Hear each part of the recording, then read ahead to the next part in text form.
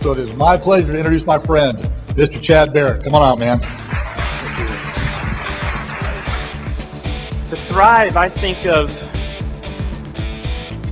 this.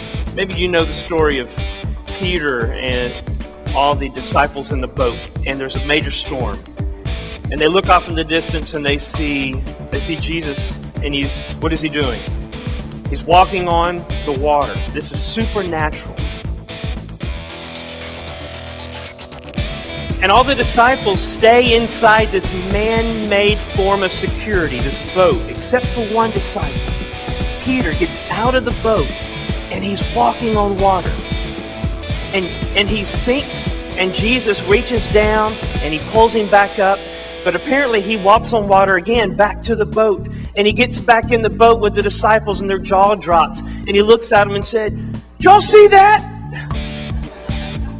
Why didn't y'all come out?" That is thriving.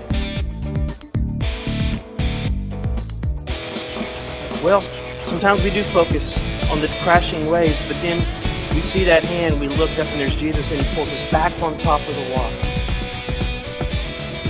Thriving, walking on the water, though you may sink. Surviving is saying, "No, Jesus, I'm staying in this man-made form of security."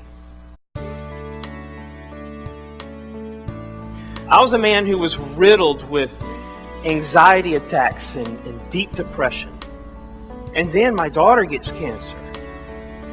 And so you take a man, and naturally speaking, who is riddled with anxiety and depression, and then he has a child who is suffering from a terminal illness. Because she was told her prognosis was very poor from the beginning, because it had already spread to her lungs. Humanly speaking, naturally speaking, that should have destroyed me. I'm learning how to thrive. And it has to do with what I'm about to tell you today. My ultimate goal is to that summit. That's where I'm focusing. And Paul is saying you're living as though Christ is still in the grave. You need to change your mind and set your minds on things, set your heart on things above, because Christ is not in the grave. He has been risen from the dead. And so live like He's risen from the dead. And here's the thing, your heart follows your mind. What you think about, you become, because that's how you feel. When we first got the diagnosis that Christina has this rare cancer called clear cell sarcoma, where they basically said, "We don't know what to do." I started thinking, what if? What if she dies and my family just is destroyed? In my mind, I imagined the rest of my children just being utterly destroyed and falling apart, and there's nothing left in my family. Thriving is not wearing a good mask on Sundays at church.